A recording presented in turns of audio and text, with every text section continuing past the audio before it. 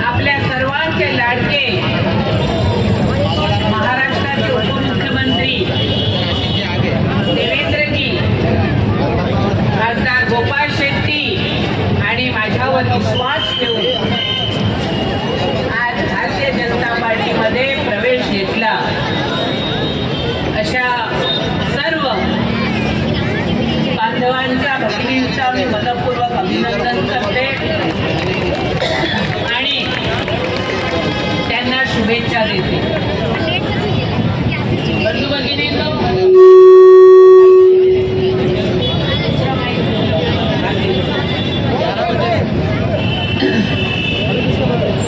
खरं म्हणजे मी सर्व कार्यकर्त्यांचं मनपूर्वक अभिनंदन करते की मी इकडे नव्हते. मी आज 4 वाजता गुजरातवरून आले, परंतु माझ्या कार्यकर्त्यांनी ही सभा यशस्वी केली. त्याबद्दल मी दहिसर विधानसभेच्या तमाम कार्यकर्त्यांचं, मी प्रत्येकाचं नाव घेत नाही, पण टीम अरविंद यादव यांचं मी अभिनंदन करते. महिलांचा उत्साह, कार्यकर्त्यांचा उत्साह, गेले 2.5 वर्ष ज्यांनी सरकार मध्ये आपलं राज्य केलं त्यांनी आम्हाला गणपती उत्सव करून दिला नाही, त्यांनी आम्हाला शिवजयंती करून दिली नाही, त्यांनी आम्हाला नवरात्र करून दिली नाही, म्हणून आम्हाला दहीकाला करून दिला नाही. ही शिवरायांची, ही सावरकरांची, ही महात्मा ज्योतिबा फुलेंची, ही अहिल्याबाईंची, अशा सर्वांची महाराष्ट्राची नगरी आहे. आणि ह्या महाराष्ट्रामध्ये अगर जर तुम्हाला हिंदुत्वाची लाज वाटत असेल तर तुम्हाला सत्ता करायचा अधिकार नव्हता. म्हणून शिंदे साहेबांनी हिंदुत्वाचं महाराष्ट्रामध्ये राज्य आणलं आणि देवेंद्रजी बरोबर आपलं सरकार केलं. बंधू भगिनींनो, गेले 2.5 वर्ष आम्ही जो त्रास काढलेला आहे, मी सगळे प्रोजेक्ट सँक्शन केले होते, पण श्रेय मनीषाताईंना जातं म्हणून प्रत्येक ह्याच्यावरती स्टे दिला होता. 4000 PAPचं टेंडर काढलं होतं. आज सांगण्यास मला दुःखही वाटतं आणि आनंदही वाटतं. ज्या दहिसर नदीमध्ये बाधित होणाऱ्या लोकांना माझ्या विश्वासावर मीरा रोडमध्ये MMRDAच्या उष्ण्या PAP घेऊन मी तिकडे ठेवलेलं आहे, त्यांना आज मी त्यांच्या स्वतःच्या घरामध्ये आणू शकले असते, परंतु तिकडे स्टे दिला. माझा मॅनग्रोव्ह पार्कला स्टे दिला. जसंही देवेंद्रजींचं सरकार आलं तसं आमचे स्टे उठले, टेंडर निघालं आणि कामं चालू झाली. जिस जगह पर हम लोग सभा कर रहे हैं उस गणपत पाटिल नगर में मेरे भाई और बहनों को 2014 में मैंने टाटा का केबल डाला था कि नहीं?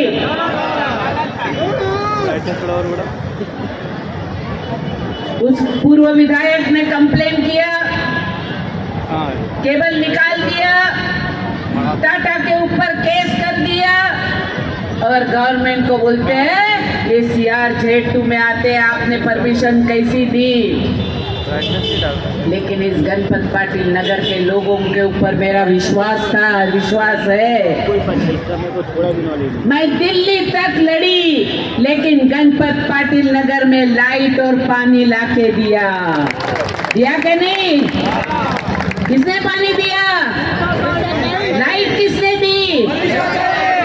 2017 में मैंने, हमारे देवेंद्र जी ने SRA के अधिकारियों को 57 लाख रुपए गणपत पाटिल नगर के बायोमेट्रिक के लिए भरे थे. मेरा सर्वे रुका दिया, लेकिन मैं काम करने के लिए रुकी नहीं। मैंने वापस जैसा सरकार आया हमने सर्वे कर दिया। इतना ही नहीं, जैसी सरकार आई मैंने अपने सरकार के सामने हाउस में आवाज उठाई कि मेरे झुग्गी झोपड़ी में रहने वाले गणपत पाटिल नगर के रहवासियों के लिए मुझे घर देना है। देवेंद्र जी ने बोला कि अपन जरूर घर देंगे, लेकिन अपन सब परमिशन लेने के बाद घर देंगे। एसआरए में मीटिंग हुई। 15 दिन के पहले मैं वापस गणपत पाटिल नगर में सभी अधिकारियों को लेके आई और मैंग्रोव वाले को बोला है 1 महीने के अंदर मेरे को बफर जोन और वेटलैंड की लाइन मेरे को आपको मार्किंग करके देना है। जैसी ही वेटलैंड की मार्किंग हो जाएगी, बफर का लाइन अपने को डिटेक्ट करके देंगे। उसके बाद स्लम डिक्लेयर करके जो कानून से लोगों को घर देना है वो घर मैं ही दूंगी। इतना ही नहीं, अपने विधानसभा में सरकार आने के बाद 450 करोड़ के रोड के काम मैंने सैंक्शन करके लाई है। हर एक वार्ड में सीमेंट कंक्रीट के रोड, जहां पानी की तकलीफ है, जहां बारिश का पानी का फ्लडिंग होता है, वहां हर जगह पे हमने वहां से पानी का निचरा करने के लिए नाले की भी हमने सुविधा की है। मैं भाई और बहनों को कहना चाहती हूँ, हमारे गणपत पाटिल नगर में रहने वाले लोगों को रेशन कार्ड देते नहीं थे। मैंने सभागृह में आवाज उठाई, जिनके पास इलेक्शन का कार्ड है, जिनके पास लाइट का बिल है, जिनके पास पानी का कनेक्शन है, उन सभी लोगों को रेशनिंग कार्ड देना चाहिए। मैं याद कराती हूँ आप सभी को, जिनको आपने नगर सेविका चुन के दी है, वही नगर सेविका अपने को बोलती है गणपत पाटिल नगर में क्रिमिनल लोग रहते हैं। बोलती है क्या नहीं? बोलती है क्या नहीं? अरे हमारे गरीब हो गए, झुग्गी झपड़ी में रहने वाले हो गए, लेकिन ईमानदारी से काम करने वाले गणपत पाटिल नगर के लोग हैं। मेहनत करने वाले मेरे लोग हैं। रास्ते पे धूप में बैठ के सब्जी बेचने वाले हैं, माथे पे टोपली लेके फ्रूट बेचने वाले हैं, बिल्डिंग में कढ़ैया का काम करने वाले हैं। जरूर गरीब हो गए, लेकिन ईमानदार है। उनको क्रिमिनल कहने का आपको अधिकार नहीं है। मेरे भाई और बहनों, आप सभी को अगर भाईंदर में जाना होगा, चेक नाके से आपको जाना पड़ता है। मैंने 2550 करोड़ रुपए सैंक्शन करके, सभी परमिशन सैंक्शन करके कांदरपाड़ा से भाईंदर का ब्रिज का टेंडर निकला है। टूंक समय में ये भी काम चालू हो जाएगा। जहां जहां रोड डीपी के रोड थे, वो रोड बनाने का काम भी हमने किया है। मुझे आनंद होता है, जिन हमारे लोक नेता स्वर्गीय गोपीनाथ जी मुंडे साहब, जिन्होंने संघर्ष करके ओबीसी समाज को न्याय देने का काम किया था, उन हमारे स्वर्गीय गोपीनाथ मुंडे जी के लिए उनके नाम का हमने 12 एकड़ में स्टेडियम बना दिया। मुझे आनंद होता है कहने के लिए कि मेरे नगर सेवकों ने हर एक वार्ड में जो काम किया है, जैसे हमारे नरेंद्र मोदी जी के ऊपर एक भी भ्रष्टाचार का आरोप नहीं। ऐसे दहीसर विधानसभा में काम करने वाले मेरे नगर सेवक को ऊपर एक भी कोई बोलेगा नहीं कि भाजपा के नगर सेवकों ने पैसे मांगे हैं। लेकिन मेरे गणपत पाटिल नगर में रहने वाले मेरे गरीब जनता ने बोलना चाहिए, मैंने लाइट दी, पानी दिया, लेकिन कभी हमने चाय पी के आपकी। लेकिन अगर आपको मकान में 2 फुट पानी आता होगा, 2 फुट हाइट बढ़ाई होगी, तो कौन सी एक पाल की औलाद है वो आके आपके पास पैसा मांग रही है? मांग रही है क्या नहीं? ये दलाल किसके दलाल है? किसके दलाल है? भारतीय जनता पार्टी का एक भी कार्यकर्ता खड़ा होकर नहीं बोलेगा आप मकान बनाता है पैसा दे दो। मेरे कार्यालय में कोई भी गरीब से गरीब आदमी होगा, अमीर से अमीर आदमी होगा, मेरे इधर डायरेक्ट मेरे केबिन में आ सकता है। हमारे बीच में एक भी दलाल नहीं है, हमारे बीच में एक भी दलाल नहीं है। लेकिन ये लोग ने क्या किया? जब हमारी 2014 में पहली बार हमारी सरकार आई, प्रकाश जावड़ेकर जी हमारे एनवायरमेंट मिनिस्टर थे। मुंबई के भविष्य के लिए, मुंबई में 24/7 पानी मिलने के लिए हमने गंगा गारगाई और पिंजाल का बड़ा धरण बनाने के लिए, जिस कांग्रेस के राज में 14 साल परमिशन नहीं मिली थी, वो हमारी जब एनडीए की सरकार आई तो प्रकाश जावड़ेकर जी ने 13 दिन में सभी परमिशन दे दी। लेकिन उद्धव ठाकरे और शरद पवार की आघाड़ी बिगाड़ी सरकार आ गई, हमने सैंक्शन किया हुआ गंगा गारगाई पिंजाल धरण उन्होंने कैंसिल कर दिया। आज मुंबई के लोगों को दहीसर मुंबई का लास्ट है, 1 नंबर वार्ड मुंबई महानगर पालिका का गणपत पाटिल नगर से चालू हो रहा है। लेकिन अगर उधर 10% पानी कपात होगा तो हमारे इधर आते आते 40% से भी ज्यादा पानी कपात होती है और मेरे लोगों को पानी की यहाँ सुटोटा भसती है। पानी कम मिलता है, पानी का फोर्स नहीं मिलता है। इसका कारण है हमारा एरिया लास्ट में पड़ता है। जब टनल से पानी आता है प्रेशर नहीं होता, भरते भरते हमको 40 मिनट लगती है। आज मुंबई महानगर पालिका में मैंने बोला कि भाई आप लोग रुक्ष कर लेते हैं,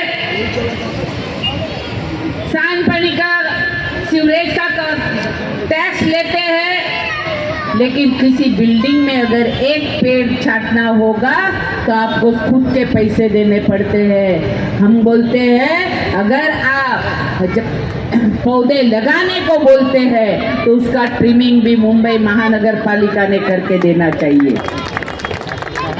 मुंबई महानगर पालिका में खुद के इंजीनियर है, फिर भी आपको लाइसेंस प्लम्बर क्यों चाहिए?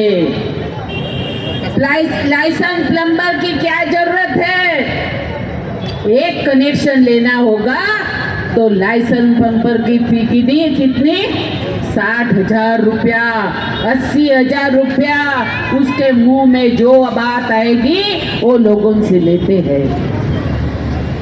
मैंने सरकार से विनती की है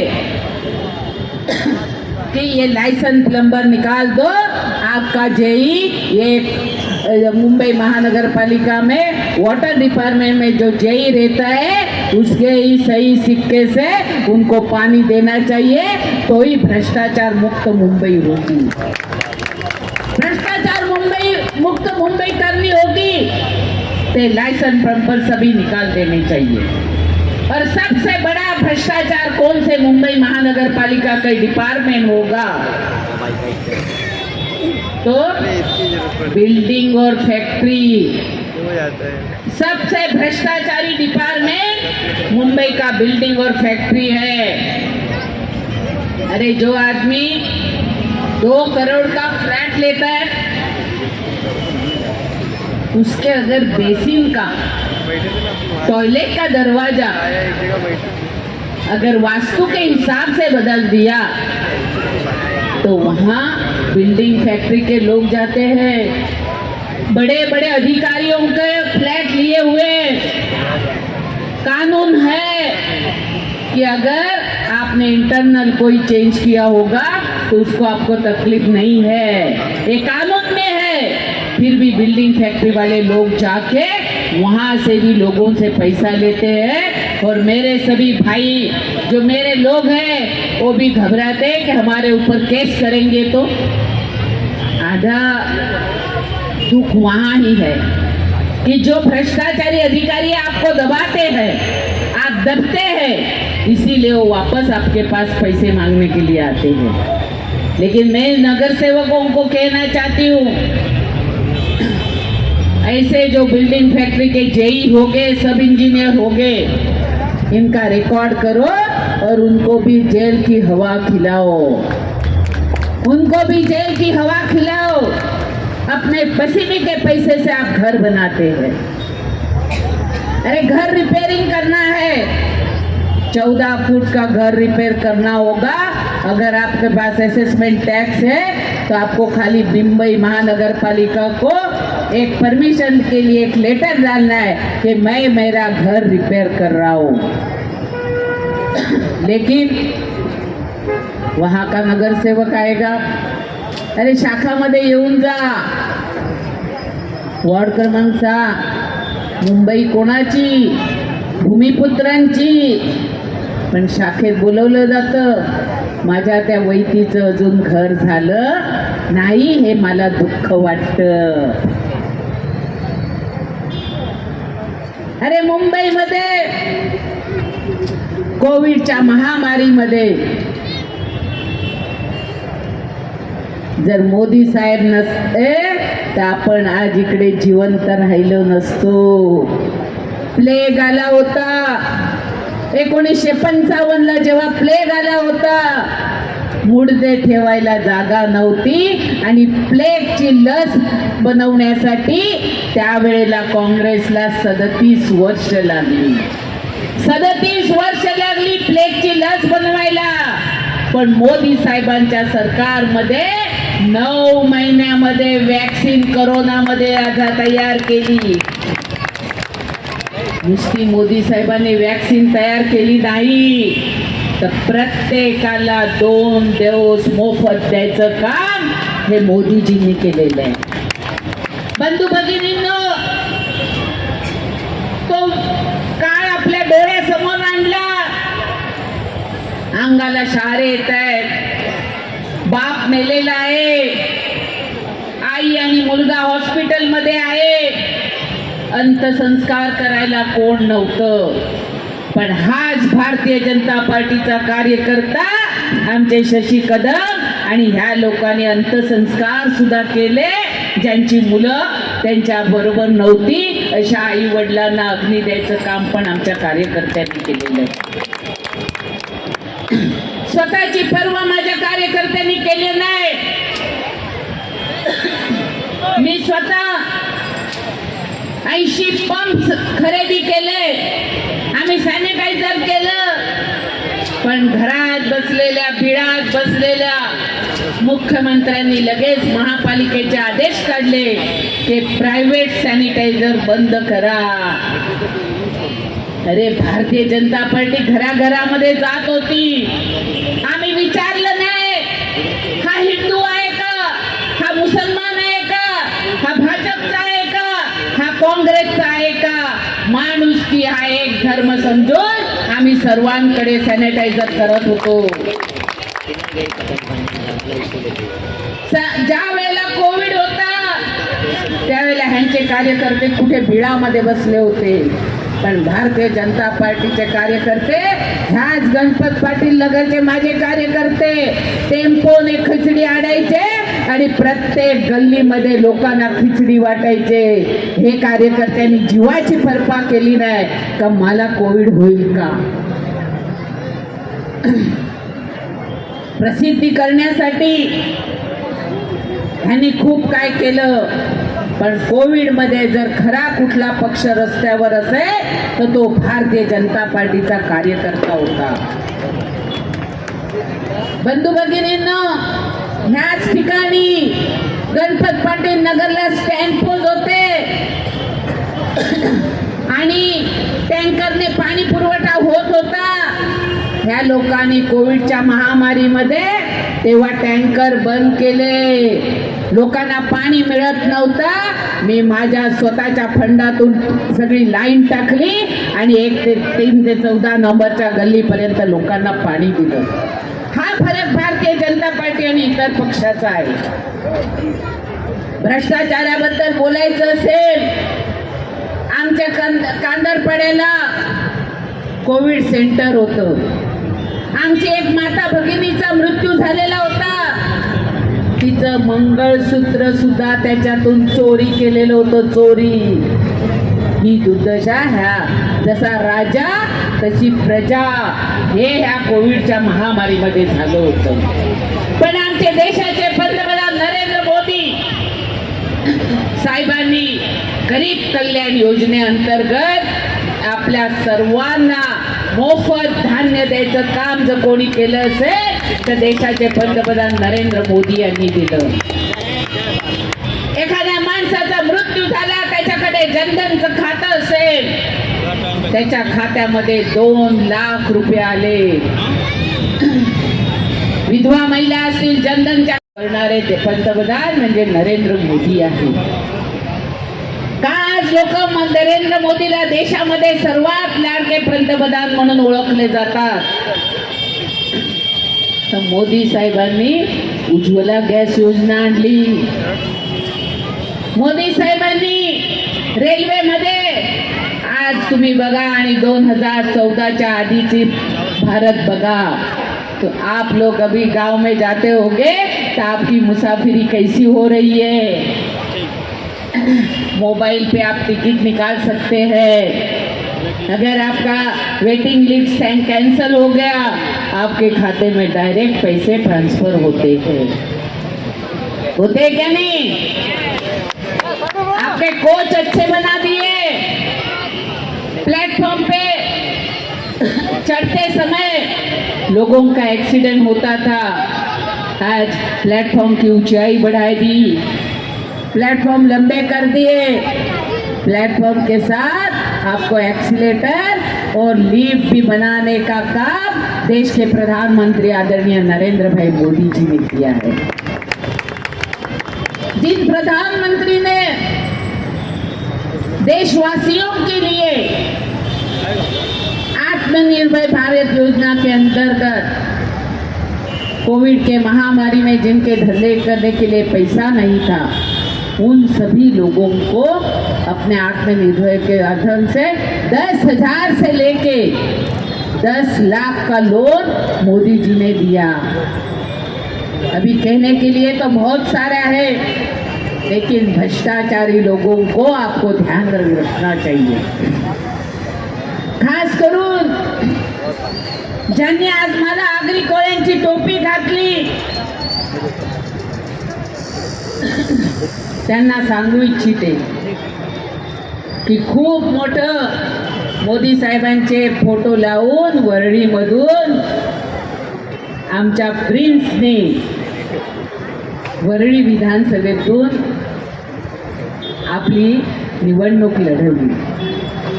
तिकडच्या कोळी बांधवांना मोठी मोठी आश्वासन दिली, परंतु वर्षानुवर्ष दादरचं मच्छी मार्केट, क्रॉफर्ड मार्केटचं मच्छी मार्केट तोडून बिल्डरच्या घशामध्ये घालणारे हेच आदित्य ठाकरे. ज्या क्रॉफर्ड मार्केट मधून माझ्या माता भगिनी होलसेल मध्ये मच्छी आणायच्या आणि इकडे आपल्या मार्केट मध्ये विकायच्या, दादरचं मच्छी मार्केट वर्षानुवर्ष ते जमीनदोस्त केलं आणि बिल्डरला दिलं. आता ज्या मुंबईमध्ये जे कोळीवाडी आहेत त्या कोळीवाड्यांचं सीमांकन करण्याचा जो प्रश्न आहे तो आमचे चंद्रकांत दादा असताना केलेला होता, जो पूर्ण आहे तो आम्ही आता पूर्ण करणार आहोत. पण मी एवढं सांगू इच्छितो की जर ओबीसींना खरा कोणी न्याय दिला असेल तर राज्याचे पूर्व मुख्यमंत्री आदरणीय देवेंद्रजीने दिला. महाराष्ट्रामध्ये आणि देशामध्ये पहिलं ओबीसींचं स्वतंत्र मंत्रालय करण्याचं काम कोणी केलं असेल तर ते देवेंद्रजींनी केलेलं आहे.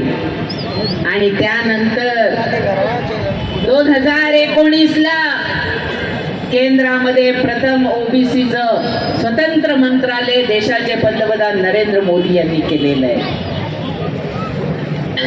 एवढेच नाही तर मच्छीमारांचं सुद्धा स्वतंत्र मंत्रालय नरेंद्रभाई मोदींनी केलेलं आहे. सांगायचं मला खूप आहे पण लोकांना पाण्याची वेळ झालेली आहे. त्यामुळे मी आता माझ्या वाणीला विराम देते आणि सर्व कार्यकर्त्यांचं मनपूर्वक अभिनंदन करते की ही सभा यशस्वी करण्यासाठी माझ्या गैरहजेरीमध्ये सुद्धा आपण उत्कृष्ट अशी सभा केली त्याबद्दल धन्यवाद.